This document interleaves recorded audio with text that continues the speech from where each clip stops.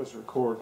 Hello everyone, welcome to session number 22, and we'll start off first with the quote for this session. The mark of an achiever is not how far did he or she go, but how did they bounce when they hit the bottom.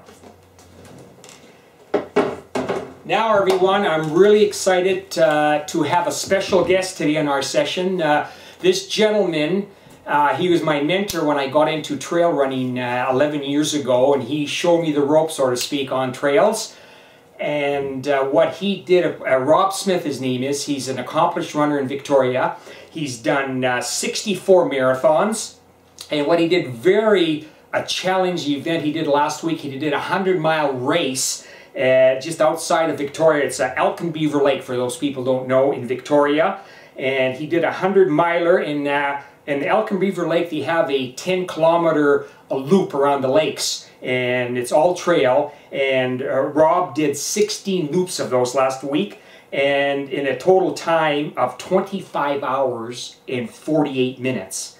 And he started out on a Friday night at 7 o'clock at night, and basically finished the next day at night about what was it, 7:48. So I'm really excited to have Rob here and to share his experience with us. And just to give you a little more, his accomplishments. Rob is 54 years of age. A number of ultras he's done is 64 marathons. And out of those 64 ultra marathons, 10 were Cascade Crest 100-milers. He did it in 10 years in a row. And he's done 2 Western States, 2 out of the 64. So I'm excited again to get Rob to share his thoughts and his experience from last week, and I'll just introduce and get Rob over. Okay, Mike. Okay. Mike, how you doing? Very good. Thanks for joining us, and thanks for being here. Oh, you're welcome. Now, can I ask you a few questions? Sure. Okay. First of all, Rob, what motivated you to do a 100-miler at Elk-Beaver Lake last week? Well, I wasn't really motivated to do 100 miles at Elk-Beaver Lake because I've done the Elk-Beaver Ultras probably 11 or 12 times, and I absolutely hate running around that lake. I just really don't like it. But what I was motivated to do was run 100 miles. Mm-hmm. Like you said, I'm 54 years old. Yes. I've been doing 100 milers since 1999, so this is my 14th season. Wow. And I just know that anybody can start running and do their first 100 at any time in their life. It's never too late. But knowing what I've been through, I know that I don't want to stop doing them now because it takes so much to get built back up to them. Partly because I know what's going on. So I came to into this year expecting to do a 100-miler. And I'd done my 10th Cascade Crest last year, and I always promised I'd go back and volunteer after I had 10. And so I did that this year, but the problem is I blew out my rotator cuff in April. Oh. So, and I was able to run pre-op until May, and I did the Elk-Beaver 50K in a sling. Yes. And but after my surgery, I wasn't able to run at all. So I kept my endurance up by walking instead. And I did a lot for the people in Victoria. I did a lot of walking up and down Mount Doug, up to 8 or 10 hours. Yes. And so I maintained my endurance that way, and in August my physiotherapist encouraged me to start trying to run, and it actually didn't go very well at all. But by then I decided I was going to run a 100-miler, but I wasn't allowed to run technical trail, so that put out my passion, which is 100 miles in the mountains. So but I wasn't going to be able to do that, so I found a race in Utah I wanted to do, which would have been October 19th. It was on a dirt road, so it was perfect, it was non-technical. I've been walking a lot, so I thought I was prepared for a good 100-miler, but this life balance, things get in the way, and I wasn't able to get to Utah on October 19th, so I was going to do a 100-mile at Elk-Beaver, just because I got to do my 100-milers. I trained for it, I thought I was ready. Apparently I was, and that's how it came about. Elk-Beaver, I chose Elk-Beaver because logistically it was probably the easiest thing to do, without having to drag a crew out for 24 hours steady. So so there, that's why I chose Elk-Beaver. Wow. Incredible. Now, Rob, really, how did you stay focused for 60 loops? Like again, it's 10K loops. Yeah, how did I stay focused? Well, a bunch of things went into the focus, and one is I know I can run 100 miles. Yes. I knew I could do it. Yes. There was never any fear of that. the question was, could I keep my mind engaged for 24 plus hours? And it's just about 26, but so I had to have a bit of a plan. And normally my plan for a 100-mile race, which they usually start in the morning, is to run well but not push myself through the day and just survive the night and then do whatever you can with the daylight the next day. This was a completely different case. I was starting at dark. Yes. A pouring rain night. I knew I had the whole night to run, but that was planned because I didn't want to run all day with all the runners out at Elk Lake and all the people who come support me and then have to face the night tired and lonely. Yes. At the worst part of the race. So I kind of planned to start fresh, and it was pretty daunting to start at 7 o'clock at night and know it wasn't going to be light till 8 o'clock the next morning. But I was prepared for that. I knew I just need to keep moving. Yes. And when I run 100 miles, I'm not there to run 100 miles. I'm there to run one leg or one to the next aid station, or in this case, one lap at a time. So that's what I did. And I was lucky I had a son-in-law and a friend come out and run with me a part of my third and my fourth lap.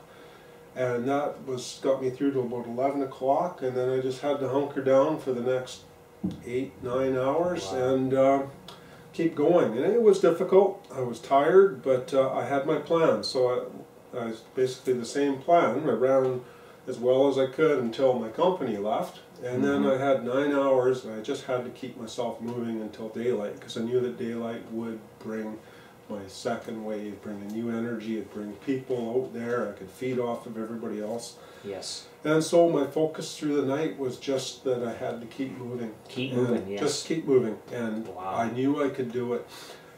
During the day, as soon as it got light, things always get better for me. Yes. And they did, but at the same time I was having challenges because how flat the course was. So fortunately I had people start to show up, would run with me a bit. I'd see people on the trail that not many runners I knew, but there were people out there walking that would maybe ask me what was going on. Yes. So that always helped keep me focused. But during the day, my focus was just to just to keep moving, and to run as much as I could whenever I could, which became a bit of a problem because there's so little downhill on Elk-Beaver that when you do decide to walk, it's really hard to get going. And eventually it got to the point, and this was just before Mo and Mike and Stephen and my friend Don came out to run the later legs with me.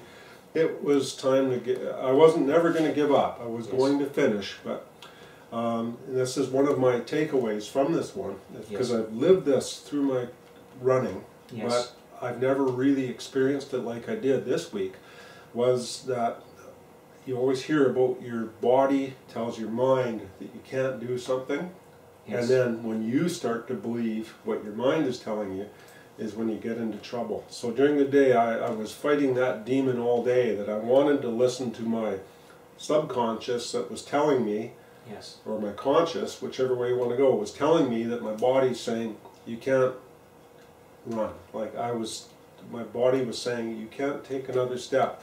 And I had to fight that demon all day, and I did. I just consciously shut that switch off and said that you're not injured, so you're not going to hurt yourself. You've just got to ignore the fact that you don't want to, you don't think you want to, or you don't think you can. I could tell a long story about you can and you will. And I used that to carry me through till when my good friend Mo came along and started running with me, and then Mike and Stephen joined me for the last 2 laps. And by then I could smell the barn. And, but Mike was there. He knows what demons I was fighting and what a struggle it was.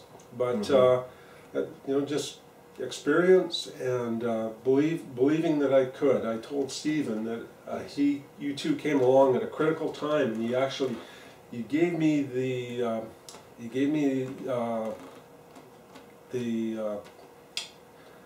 the comfort or the support that I needed to start believing in myself again.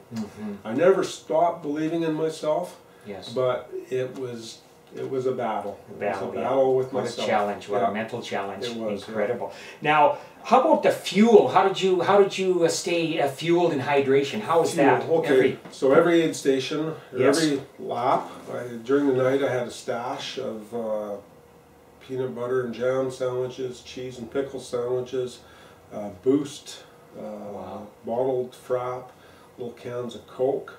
For fluid, I usually only drink water. I consider Coke as a fuel. Yes. And Annabelle brought me a Gatorade just because I was dying for something that tasted different than water. But I hydrate with water. I was going through about 2/3 of a standard bottle a lap, and in fact that turned out to be too much. Wow. Because I was way overhydrated.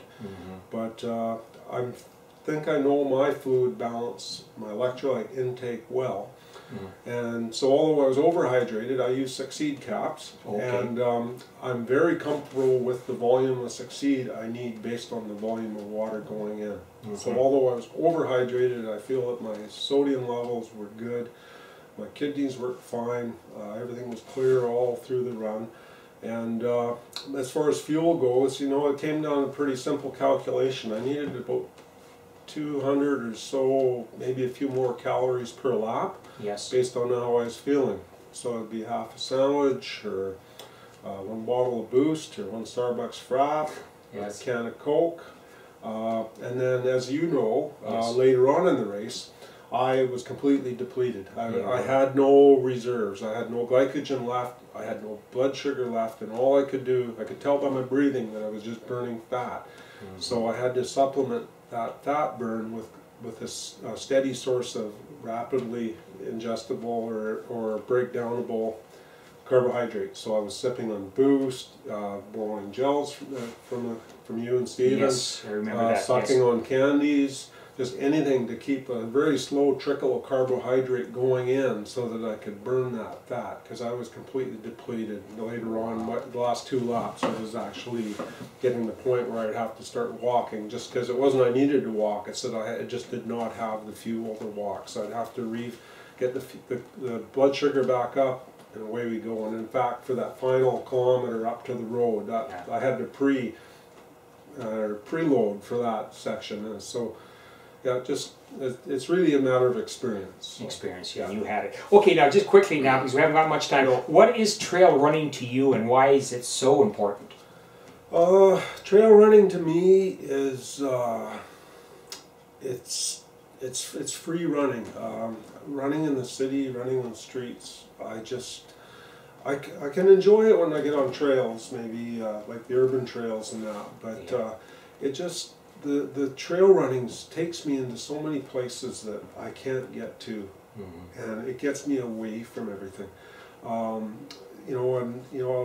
Through years of running with guys like Rob Grant and that, we'll just pack up one day and we'll take off to Strathcona Park and we'll run into Mount Albert Edward or run into Landslide Lake, and it's just a great way to get some adventures in, and you can do that on your own. You don't need buddies to do it. You can just pack your car up and disappear and go out anywhere and go for 8 or 10 hours and just completely, I would say, get lost, but you don't want to get lost. But, lose yourself in nature, and that's why I love the trails. Plus, be honest with you, I've got torn meniscus from hockey in both knees. And trail running has strengthened these knees up so that I have no problems now. Whereas running on the roads was difficult. Good. Okay, well, we're running out of time. Thank you so much You're welcome, Mike, for being here and sharing your thoughts and everything. And again, you being my mentor, and I just admire and I'm inspired, and you've inspired a lot of people for what you've done. Well, thank you. Thanks for just 20 seconds. Yes. Mike, this is my little caterpillar. I don't know how well people can see it, but the caterpillar is wearing running shoes.